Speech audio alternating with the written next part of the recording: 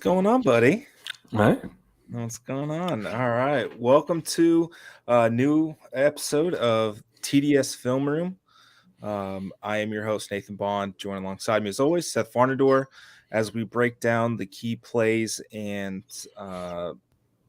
everything in between with USF football. Tonight, we will discuss USF's 28-24 loss to the 24th ranked team in the country, Cincinnati Bearcats. Some good things on offense. We will rehash the fourth down play, even though, quite frankly, Seth, you did a bang up job on the post game show, and then confirmed Daily Stampede post game watcher Jeff Scott goes in front of the media on Tuesday and says the exact same thing, almost word for word. Hey, there you go. You heard it here first, literally. They heard it here first. I mean, no one had the complete breakdown, unlike us. We were first. We were the forebearers of what we do. I really enjoy this. Let's kick things off on a high note. Let's dive right into that touchdown drive to start the game against Cincinnati that really kind of set the tone for what the Bulls were trying to accomplish last week. Yeah, we're going to go through the game here somewhat sequentially, and you won't see a lot of defense. Those are kind of the two notes. Why? It's not as enjoyable to watch the defense for some reason. So we will be offense heavy. We got a couple plays on defense, maybe why a couple things worked or didn't work. Some big plays on defense, but not very many. So let's start with the offense. First play of the game here, you've already got pre-snap movement. And I think this was a misread. This is start the game with a misread. Batiste kind of does what he can to get back to the line of scrimmage here. But this is another read where your kind of eyes are here. If they all go, or to me, like I think they need to start telling him if they're not going to. This is not emotional because he's not throwing it right. It's a toss, but I'd start telling Bohannon, hey, man, if they slow play it, keep it because he's a good enough athlete. So right there, you get down blocks. He's wrapping, or he's going to kick, but there's nobody to kick, and so he's wrapping too. So if you keep this one, you're in pretty good shape here. So again, is he feeling like it's a little cloudy, right? They might be telling him, hey, if this guy goes outside at all, or this guy, unless he flies outside, toss it. But right there, as soon as he gets upfield, he's donezo, especially because you got a guy coming back to block him. Right. Probably would have been a keep. I probably want Bohannon to keep that one. And you got a really good play if he does. But get strung out, go on to second down.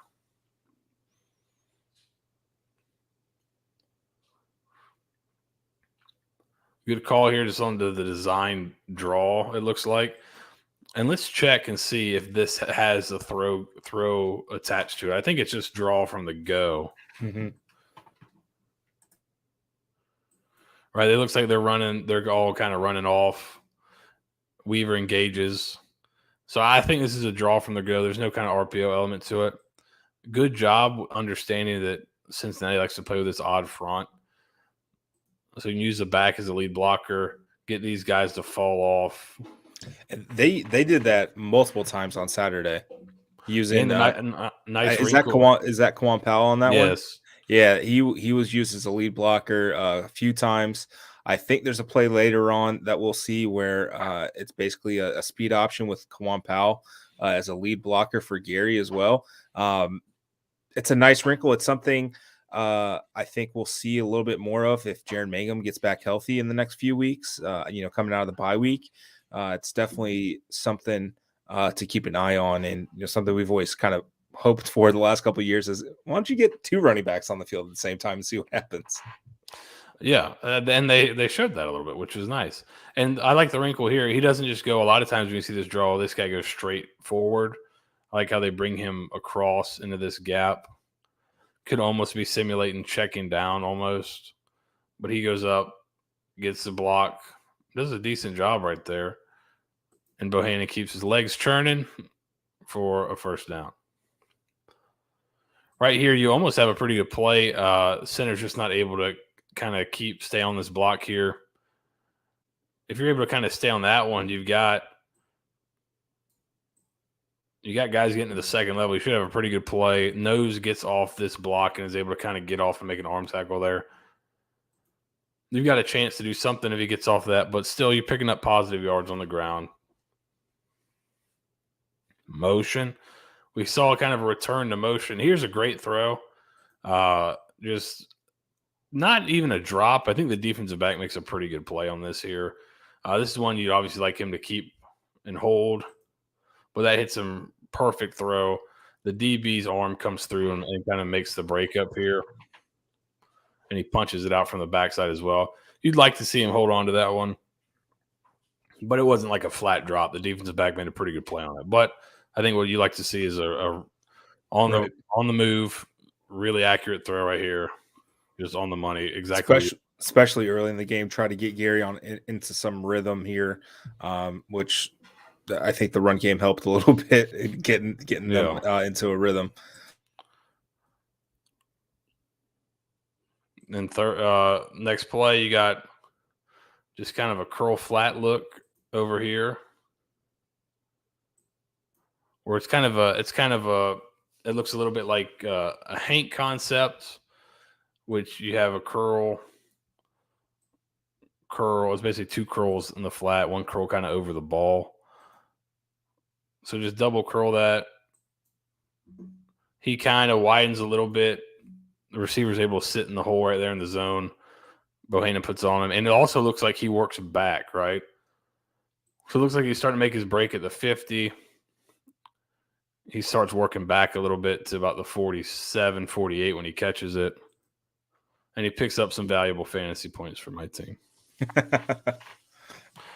So good. All good stuff, and you're showing a lot of different things. Here you motion Horn. I wonder if Horn got hurt on this play, because he looks pretty good right here. Like, that cut doesn't look like he's not full speed. And if he was really hurt badly, why would you motion him in the backfield and hand it to him? Yeah, it seems like maybe he got stood up and bent back a little bit. Yeah, that's why I wonder if he tweaked something here on this or kind of re-aggravated something. You can kind of see after this, it looks like he maybe points at something or pats something, but that's kind of based on speculation a little bit. But I like the creativity here. Yeah, just run stretch, bring Horn to the backfield, run stretch.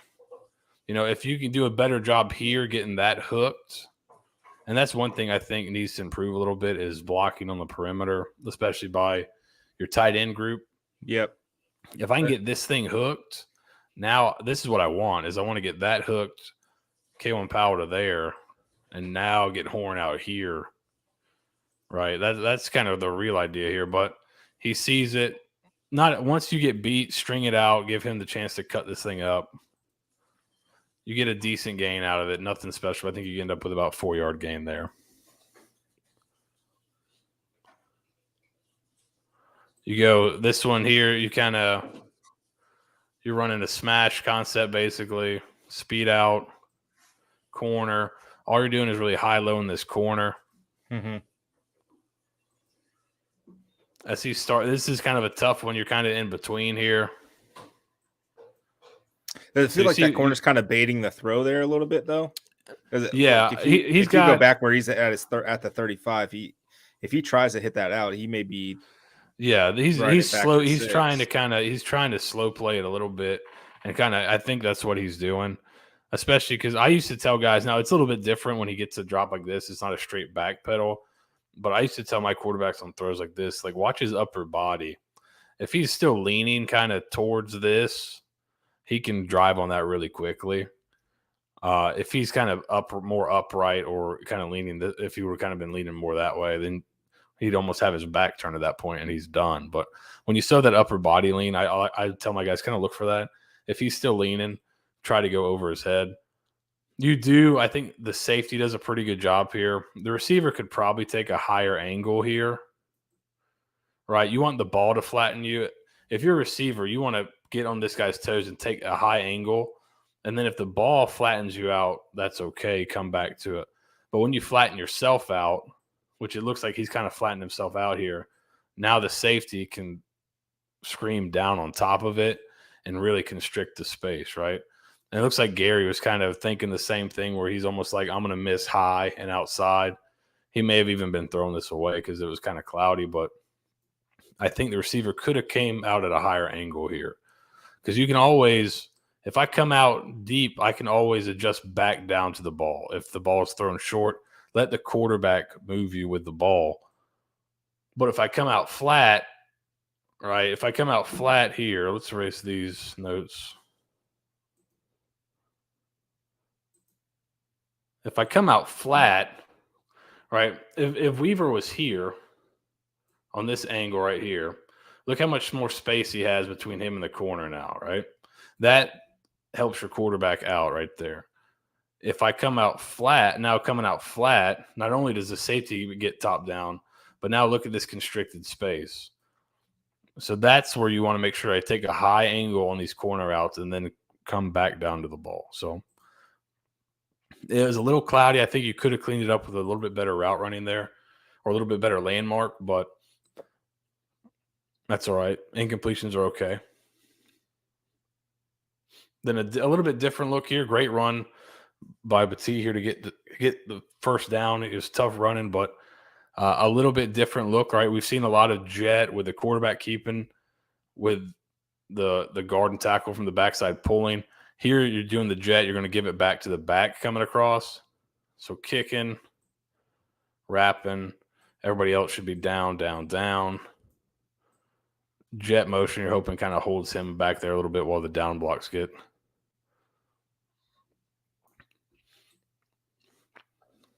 They do a pretty good job. Cincinnati's going to do a good job. You don't quite get to this backer on the down block. You probably want to be here and then get there with the tight end if you can. Not a great angle. Linebacker's able to get over the top and kind of turn this thing back in a little bit quicker.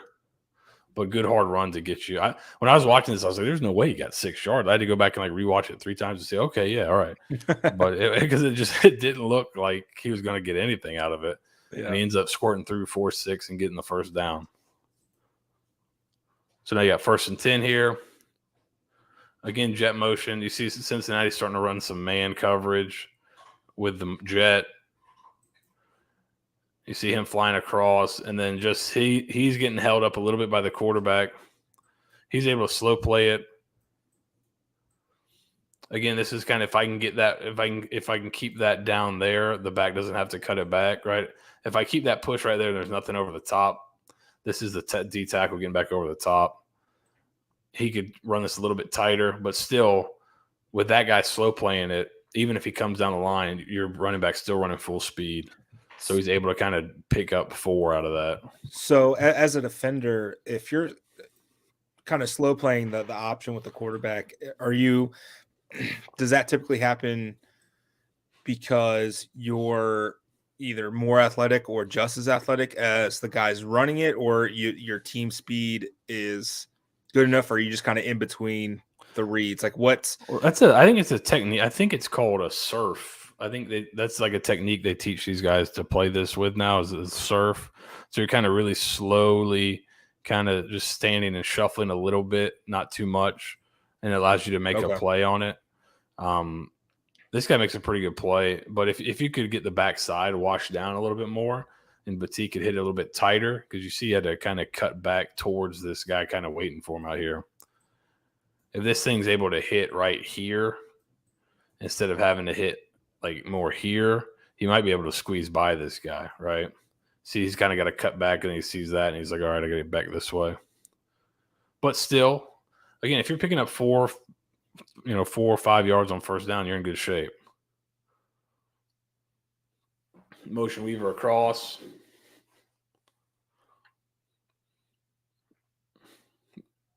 Looks like a kind of like a almost like stick, but it's probably just double outs. So if you're getting man coverage, right, sending Weaver across kind of confirms this. He starts to bail a little bit. So you just really got, from a condensed set, you got double out routes here. Double speed outs. So if the corner bails at all, just throw it on that speed out right now. He does. Good spot for the ball. Pick up the first down. Now this is a good job by all units here. Good job by the offensive line to get Petit to the second level, and then it's all him from there. So you see a good job, right? We talked about if they can control the nose earlier, they probably had a good play. Pretty good job. Good enough for Petit to get by. You got the one-footed man here. And your tight end's able to get enough, and then Petit that's kind of all him right there. Right. O-line gets him to about here, and then it's all him from there. Really, really great play by him. He's got to stay the number one guy, right? Even when these guys get back. Yeah. Don't you think, right? Yeah, it's kind of. They kind of lucked into this, I think, a little bit. A little bit, because I don't think he was going to get the touches he's been getting. If everything were. Yeah, it didn't seem like it, right? It seemed like it was going to be the same rotation as last year, but he's earned more touches, so hopefully he kind of stays as the lead back and use the other guys as a changeup. Yep. All right, so here's the first play. On defense, USF looks like they're running kind of quarters, 4 guys deep. They're going to run like a deep crosser here, eat up this safety, and basically have a one-on-one shot to the post. They're motioning him in to get a little inside leverage. They have it. Quarterback does not quite get enough on it. Able to undercut it. Takes him back to the hash instead of to the middle of the field. Right here, if he takes it, if he takes the ball more towards the middle of the field and not as vertical, you probably got a pretty good play for Cincinnati. But I think Amaris Brown does have some makeup speed. Yeah. So he might have got underneath it anyways, but great play by him to go up and high point it, catch it with his hands. Cincinnati player does a pretty good job trying to rip it out, and he's able to stay strong hands and keep it. This is, I think, the wider view here. Maybe not. But you can see here's the safety they pull him out with a deep cross, or even sometimes it'll be like a post with more trying to get more horizontal than vertical with a vertical one behind it. Great play. USF gets the ball right back. Getting the back out of the backfield here. So curling here, he's like spray releasing, curling there, then curls up right in the middle. This guy does a pretty good job of coming down on it, but that's fine. Take that throw, make them tackle in space. You're almost getting the similar landmarks as you would on like mesh because you end up with hitch there, wide hitch there. So a lot of times in mesh you may get an out, a flat, and then these two guys crossing. So you kind of end up in a similar spot in terms of the spacing against the zone. If you're anticipating you're going to get zone, you kind of get what you want here. Drops it down there, that's fine. Probably could have dropped it to either one of these guys too. But it's never wrong to check it down. It's not a bad habit to start. So the broadcast catches this snap late, but you see there's some jet motion here. The back's coming back this way, and they have an arc. So if Bohanna keeps it, he's got the tight end arcing out in front of him. Good job here by the O-line. You can kind of see this wall being created right there. Good hard run. This misdirection stuff with his bursts is so much tougher to stop than I think the other guys they have in the backfield, right? That burst is important here. Yeah, and Batiste averaging 6.4 yards a rush this year. He has a career high 74 carries, career high 473 yards. He has a career high 8 catches. Hasn't been as explosive in the. I think he's checked down now. But I mean, 6.4 yards a rush is something to sneeze at. generously 5'8", 175 pound running back. Yeah, he has been. I think we saw tremendous in the chat. That's correct. He's been great. And they try to kind of get right. You said not super explosive in the pass game. They're basically trying to get him almost just a quick throw, get a quick screen here, and Bohannon just misses him. Sometimes these are tough throws, just how close it is, and both guys moving the same direction. That can be tough. But the idea, right? Block him. It's a race between these two guys. At worst, you get, if he can put it on him right here, right, he's turning up and it's just him one-on-one in the open field. You like your odds there because you don't have a receiver out this way, right? So just your tight end, you must have two up top. So could be a really good play right there if they can get it on him. Go to 2nd and 10, some wide zone. I thought Kalen Powell showed some good stuff. He didn't have a bunch of spectacular plays, but that's a pretty good cut right there, and able to kind of power through this where he probably should have been tackled in the backfield there. Yeah, and good to see that cut on turf. A little over a year removed from ACL surgery, so that's a step in the right direction for him. Yeah, and then he gets low and finishes the run, picks up something positive where it very well could have been a 2 or 3 yard loss here. He's able to pick up 4, get yourself to 3rd and 6. And this is what Bohannon has done a really good job of, is kind of being able to make space there or make time for himself and find guys running in space. God, that hit was so late. It was super late. Oh, my Lord. So probably got to – okay, I thought the guy at the 50 was a guard. It was actually just K1 Powell, so that was good. What's interesting here is they may have been trying for this here. It kind of looks that way. Shallow sting, where you make it look like this. He's running a shallow, and he actually takes it up the other side here. That requires some time. It kind of looks like they're getting there almost. It's hard to say. It's hard to see once he scrambles if it just turns to scramble rules. But that would be an interesting. That'd be an interesting wrinkle. But I think you kind of got smash. It looks like USF Terry's out of frame at the bottom here, running a hitch. But this is all kind of Bohannon finding time. Again, really accurate ball on the run right there. And then, a super late hit. Good Lord. So back to the 2-back stuff, which I thought it was kind of cool to see. And I like this play is fun too. Using one of the backs as kind of a lead guy on just basically a speed sweep. Mm-hmm. And this is basically bash, right? So it's really here, but watch the offensive line. We're all stepping here. So whoever he's reading, Bohannon could keep this as well and run it up in there. He gives it.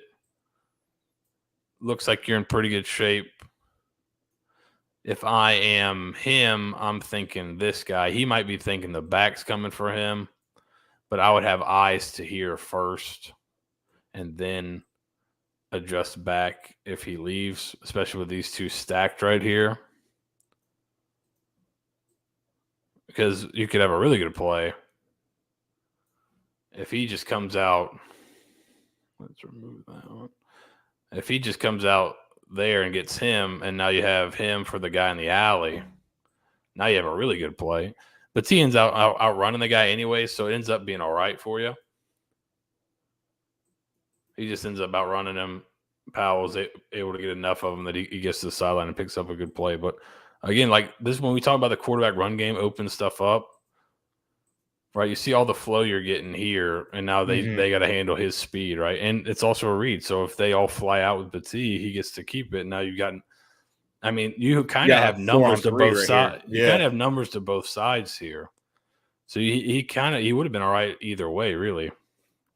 but it's never a bad thing to put the ball in his hands when he's can run it kind of laterally in full speed.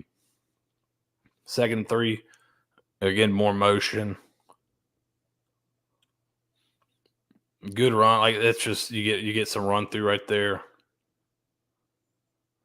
So good quick cut right here. And this has just got to be, there's a miscommunication here. To me, I think this is probably the left tackle. If it's zone, everyone's got to step. He looks like he thinks that he's getting help here. I mean, he called for a double there just because there's a nose and he doesn't need to get to the second level as fast. But if it's zone, everybody's first step is right, and you kind of stay in place. You just got to step, and then he's got to seal that off, right? That's kind of, we're all stepping the same way on zone, right? So he kind of opens the door there. A good cut, runs through an arm tackle, picks up 2. Now you get yourself to 3rd and 1.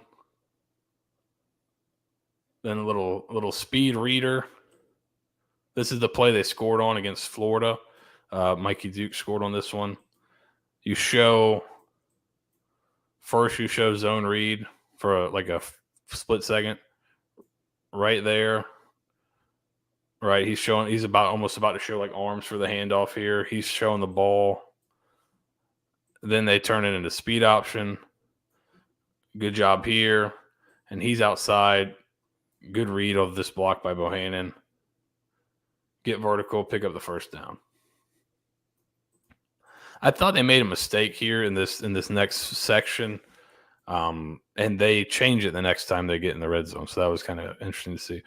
Going big and compact here and not kind of spreading this out a little bit more. 3 plays, we're in 12 personnel. Like right here, you got 2 pass options right now. It may be, this may be, I don't think it's an RPO, right? You don't see anybody getting downfield. You're just kind of max protecting.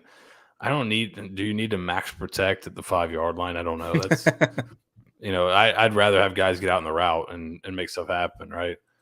Because you end up with a 2-man route, and that's tough. If they're not bringing pressure, you only got 2 guys going out for the route. You're not going to get guys open, right? So later on, right, in the touchdown of Weaver, they go with 3 or 4 receivers or 3 receivers and kind of spread it out a little bit more.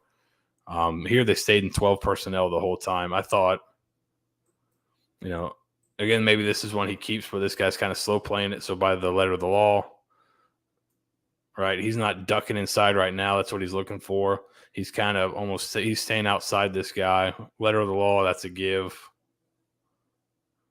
Cincinnati does a good job getting off blocks. Is there a pass element to that with Carter not picking up that block, or is he? I think just because he's the reader, I think he's bluffing, right? He wants to make it look like it's going to be split zone where he kicks him out, and then the last second he ducks him and would go to the next level. I think. Let's see if he turns his head.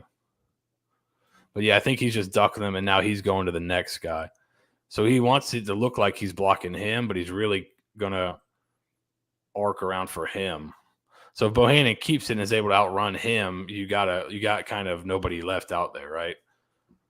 You kind of have he would make himself right. He would make something happen on the play. He'd be in the play at least. But the idea is if he flies inside, I can keep it, and he's my lead blocker out there. So, but I was not in love with them being in 12 personnel that whole time down there, kind of compressing it a little bit. But they change it up late next time they get down there. So,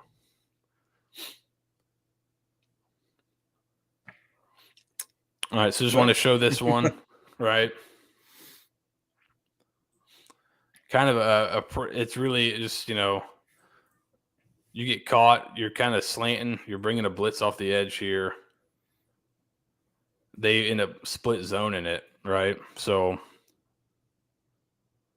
you're slanting kind of where they want you to go. So as he slants, he gets washed down. And then he's coming for this kick out. backer steps up, but you got a guy that can kick him out. And now with that slant, these guys are just getting washed all the way down, and that opens up a big hole right there. Boyles isn't quite able to get there. So a little bit unlucky, but you also just you just got mauled up front there a little bit. You got 3-on-2 right there, and they beat you. So 2nd and 1. They're going to run. This is something they've been running forever. Flat, snag, corner. A lot of people run this. Right, he widens to the flat. Here comes a snag behind here. The thing is now you just got to you got to close the net on this guy. Make the tackle. You close the net on him, make the tackle. Don't be oh my God. You don't need to go in there. Keep your leverage. Close the net, right? That's something I heard a coach use in terms of punt return. He talked about get down there and then close the net on the guy. So you just kind of close everyone around him, surround him with guys.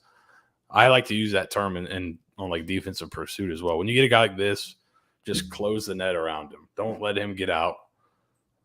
He can wiggle around, but don't let him get out of there. And right there, you basically left the net open, and now he makes another guy miss and scores.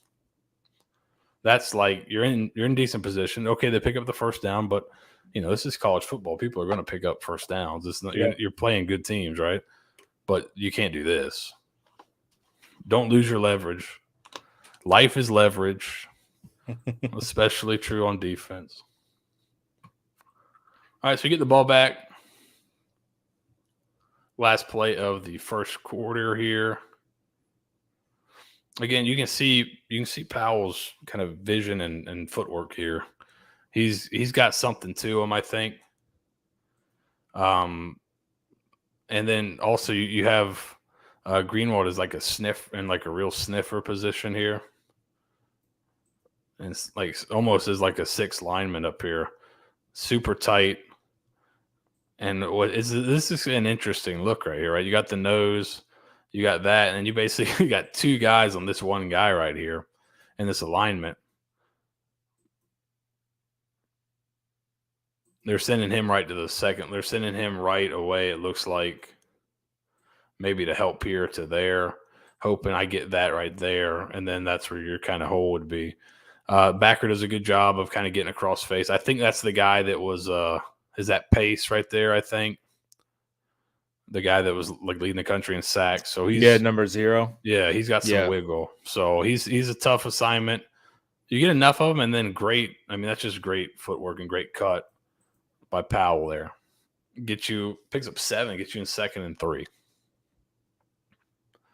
2 backs again. Here's the bash again. This is one where if you get this one right here, I think you got a really good play, because you can see coming back, he's kicking, he's wrapping. They end up logging it, right? Because this guy actually runs so far inside that you almost get 2 here. But that corner or safety, whoever's down, ends up making the play. If you get him blocked, let's imagine he's blocked right there. He can either hit it here or he might be able to bounce it outside. Now he's one-on-one with this guy. So that perimeter blocking let them down a little bit, and that's something that if they can fix that, their run game will take off even more, and that'll let them do more stuff in the quick throw game too. And we've talked about it in the past about harking back to 4, 5, 6 years ago. The outside blocking, MVS, Rodney Adams, Tyree McCants, those guys, Mitch Wilcox, Kano Dillon when he was around, that was a source of pride for them. It's how people got onto the field, quite frankly, in that offense. And it just hasn't been quite the same. I think the Cincinnati game and ECU, I don't think the blocking from the tight ends have been especially good, to put kindly. I think the Cincinnati game's probably the most glaring of it. I think Gunner had himself a whirlwind of a day on Saturday, and Chris Carter I think he was one of the guys involved in that 4th and 1 play. So he gets one. He does tough. get that, yeah. But he does. Carter does get a nice block, and we'll show it on Bohannon's long run. He does a really good job with it. But yeah, that's kind of an issue on some of these here. It's kind of the same thing, right? You got the tight end up top. You're looking to run basically almost like power, but he's actually going to be the kick, and he's almost the wrapper now. But what you're hoping to get right here is, I think what they want is a double back to him, right? And then the wrapper, I think they're thinking they're going to get a kick or and then he's going to be the wrapper coming back through, right? What ends up happening here, right, you kind of don't get anybody up to that backer. He does a really good job here. I mean, these guys are going to do, this is, I think, more of a better job by Cincinnati than a bad job by USF. The backer scrapes over the top, and it's too late for the back to see him, and he ends up making the play. I would guess that they were hoping to get that push back into his lap and maybe get off, but it's a tough look for this because it's kind of like power rules a little bit. But is he the end we're kicking out? Like that's what's hard. Is he's not really the end we're kicking out? It doesn't look like. Is he the end we're kicking out? So now we're kicking him and wrapping for him. It's kind of a tough look here, and they make a good play. So that happens sometimes. The design is, I like the design running it back to this nub side because you see how many guys you have on this side of the ball. So if you're able to get that, there's nobody left, right? So the idea is sound. They just got to figure out a better way to execute it or maybe teach it against this look, because this look is a tough one for this, I think. Not that it's impossible to run it against, but it's kind of hard to distinguish who's who a little bit. So now I think here, to me, it looks like they're running some type of trap coverage. I'm guessing, because he just immediately jumps inside and doesn't touch him, gives him a free release. And this is just like, your safety's got to get way over the top. Like, I don't know, like your safety's on the hash and you immediately jump inside. It looks like trap. When those guys jump inside, that's kind of a 2 trap look. But you don't get hands at all. And it's like, your safety's got no shot to get there. That's a long way to run that fast, right? You're basically on the hash. Right. So maybe you want to get hands on that guy a little bit or play outside leverage and get some hands on him to let your safety get over the top there. I don't know if you want to just kind of jump inside right now and not get hands, especially when you don't really have right 2 trap a lot of times. And that's what a lot of times they'll ride this guy and then whip around trying to look for something coming to the flat. Like you're trying to trick him a little bit. So even if you're playing the flat, if you're just playing, he may just be playing the flat this hard. Well, you got to get a reroute here. You can't just give this guy a free release, because this is what happens. You kind of hang him out to dry right there. Right.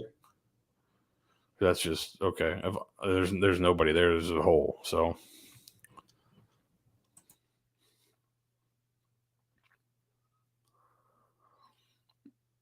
another quarterback run game.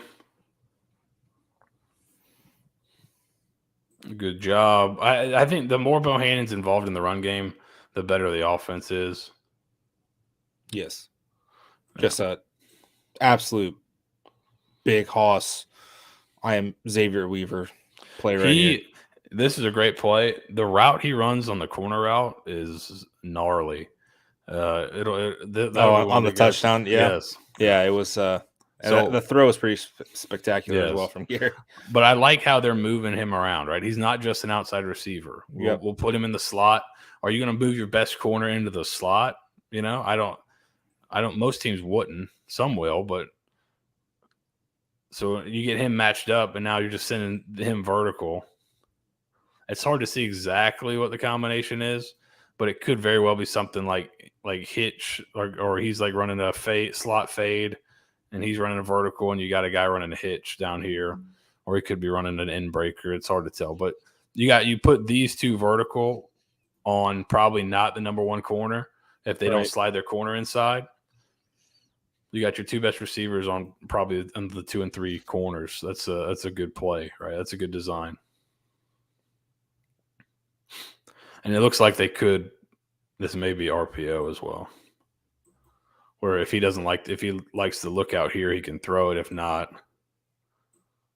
you got guys getting downfield. So I'm guessing there's a zone element to it as well. Maybe not, but maybe just selling hard play action. But all right, pick up a 1st and 10, jet motion. Same kind of that speed. I call it speed reader. I've seen other people call it something different, but just another element, right? Speed.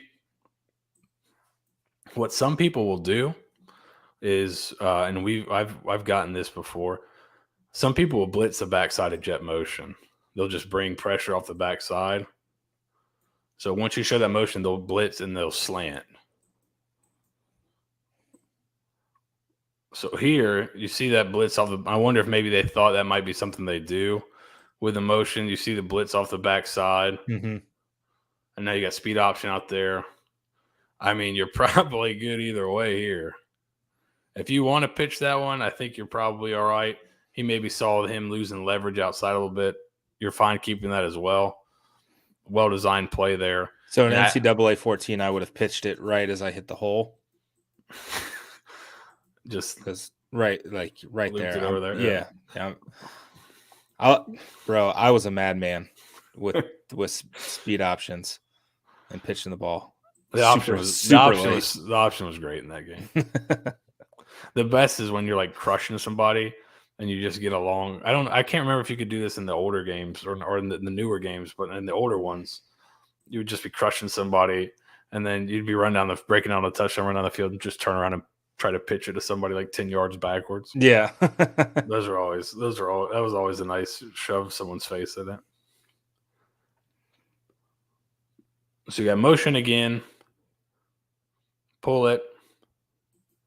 Trying to get Horn up the seam, it looks like. It's hard to tell. This was a super tight camera angle for a lot of the game. So it was tough to see exactly what happened on which is weird because like the wide shot is great because you're basically getting all 22 and then they go super like that's fantastic. Would love that. I would live for that. And then it'd be nice.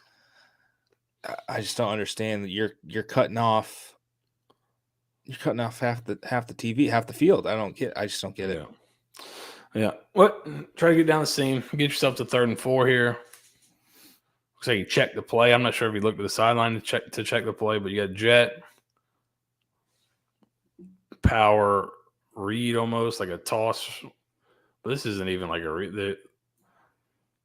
That's almost like window dressing for it. Toss, and now you're kicking, and you're wrapping, and now you're getting to the backside right here. I mean, this offensive line group, especially with how many different guys they've had playing in, has been, I mean, you'd have to say it's been pretty good this year with all the different rotations they've had to do. I mean, it's not been perfect, but like how many of these guys were playing in week 1? I think there's maybe 3, or I know there's at least 3 guys playing out of position here. 2.5 if you count. Yeah, right. Meach Harris only having a foot. Well, 3, right? If you count Jacobs having to move, right, and you count, it looks like you got 2 guys that didn't start here. I mean, and they're all able to perform at a pretty somewhat at the same level as the guys that started the season. That's pretty good stuff. And not giving up a sack against the team that led the nation in sacks is pretty damn impressive. Yeah, it's not like you didn't throw the ball at all either. Yeah, especially in the second half when you've got 4 of your 5 guys out of position and the guy that's been at the same position has 1 foot. So, yeah, I mean, that's a damn good job. Then here, just almost like a wham or just like a zone insert. They might have just been so right. It looks almost like split where he's going to kick out the end. They take him, so they may have been thinking, let's double here. And this is something I've run before, right? You here, and then insert him to the back side. So then he's up there, he's there. You get a double team on the nose. Let's see if that's kind of the idea here. They don't even double, they just full zone it off. Good job. Good read by Batiste, sticking it up in there, not cutting it back. That's like you're seeing like is this your one-footed guard here getting up, putting a guy back on the center, getting up to the next level. That's good stuff. 2nd and 4. Go empty. This is just straight like quarterback zone. Good read by Bohannon.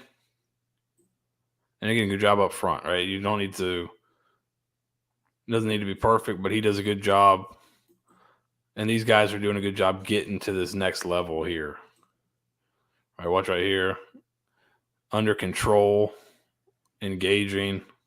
Then Bohannon does a good job kind of seeing where it's going to hit. Yeah, he slow plays it himself. Yeah, bounces it. Picks up the first down there.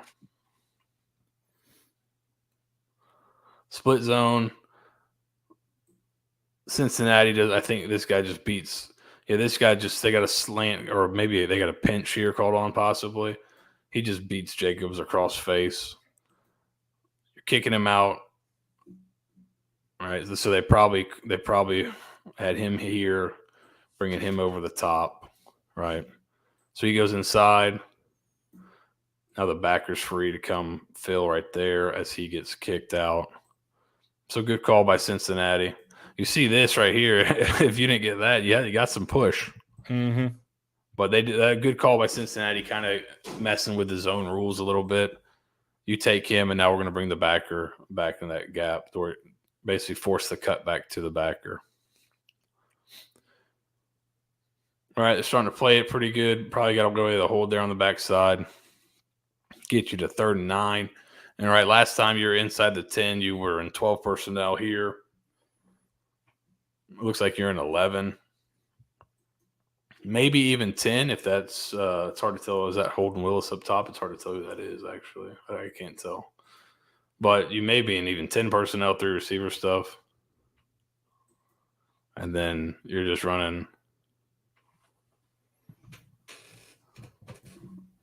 We'll show it. You're basically just running double ends and a corner out. You're just running smash. Watch the route here by Xavier Weaver. We'll go slow motion.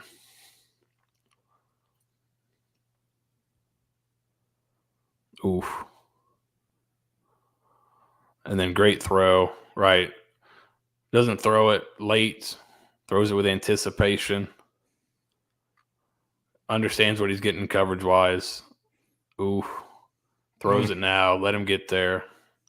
Perfect ball. That's exactly where you want the corner out right there. Good stuff. Really good stuff. So now let's get to the second half. We got a 4th and 1. This is a great job. This is Devon Hicks, right? Yep, he splits it and watch out. Yeah, he hits this thing 100 miles an hour. He just goes. Good job right here engaging. He just sees it and goes. Right? I don't think they anticipated him filling like that. The center is going to help here. He holds this up, so he's not able to get to there, and he just fills it 100 miles an hour. Great job by him, and I think we got a back view of it here too. Just fills. You can see this guy's trying to get an arm out late. But good job by the defensive lineman here, kind of holding him and not getting blown up, letting him get through there. For a nice stop on 4th down, and you get the ball back. Jet motion. So this is a cool wrinkle. If you're getting man coverage, all right, I'll take him out of the play. And then if I go inside with him, I'm going to take him out of the play. So if he goes to like push crack and block this guy, I may get 2 for 1. And now I'm going to bring him all the way back around as the lead blocker. And this is one he does a pretty good job here. That's a damn good block by Terry there. He pops that dude. Ooh. Yeah. And then you see Chris Carter does a good job kind of sorting that out. Yep. Yeah. And then Bohannon hits the sideline. this defensive end from Cincinnati, great effort. 97. He kept coming, man. Good effort. But this is like same thing. I thought, this isn't all too dissimilar than the one he doesn't pull on the goal line. Like that guy's slow playing it. He's a little more inside, but man, pull that one like that on the goal line and give yourself a chance to do this. All right, great job by Bohannon. Here, this is where like his foot sticks right here. That's where I wonder if that's where he got hurt right there. See how his foot kind of sticks and he just kind of pops up a little bit. I don't know. I don't think I'm not going to speculate on what it could be, but I don't think it's what I thought it was watching it again. Good cut. Moving the ball here. Hard run on 2nd and 6. Again, he's using a ton of motion. Mm-hmm. Cincinnati's got, I think they're really good at linebacker and they're well coached. So those guys are going to make some plays. Yeah. But, they did a pretty good job blocking jet motion. Same as before. Really blocked well here. Jet motion, get him out of there. Try to hold these guys a little bit. Toss motion, try to widen him a little bit. He doesn't widen too much, but great block here. Now he's getting to the backside, right? The jet motion helps this guy. And I think that's pace.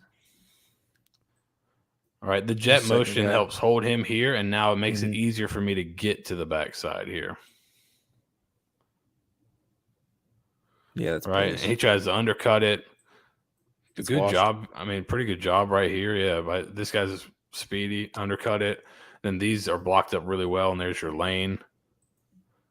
Pick up way more than 3 on 3rd and 3. And then you get a first down here. This is just simple RPO, I think. He fills for the run here. Right, so here they go back to the 12 personnel, but they kind of, instead of putting 2 receivers on the same side, it looks like you kind of get this on both sides. And this is the first down, right? It's first and 10. Yep, first play in the fourth quarter. So USF, I think they threw the ball 5 times on first down. So this is a tendency breaker on 1st and 10 after picking up a first down after the change of quarter. So it's perfect. Like you slow play it for this reason, right? And it's an easy pitch and catch for a touchdown. You make tendencies to break tendencies. So right here, you had that tendency. You've been really run heavy on first down. You see the safety come down and play. Thank you very much. Touchdown. Man. And then we'll get to the final play here, the 4th down. All right, so we talked about it already. So we've got a lot of markings up on our here.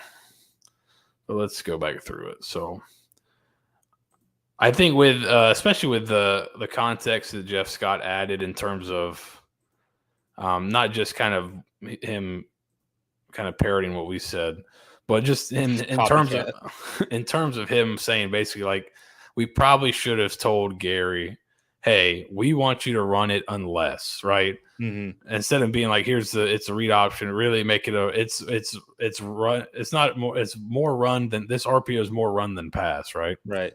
Capital R, lowercase p, capital O. So he's here. He's got eyes here. Really, the idea is we'll zoom out again. I got 3 over here. I'm going to have 3 defenders out there. I think there's 3 coming in late. Yeah. So there's a 3rd guy coming over. Or 5. My eyes are terrible. Number 5. And then here's the 3rd guy, number 3 right here. So you got 3 here. You got a safety deep. You got all these bodies in here. And all I'm reading here, I'm going to block down. He ends up getting, I think, flat. But I'm going to block down, down, down, down.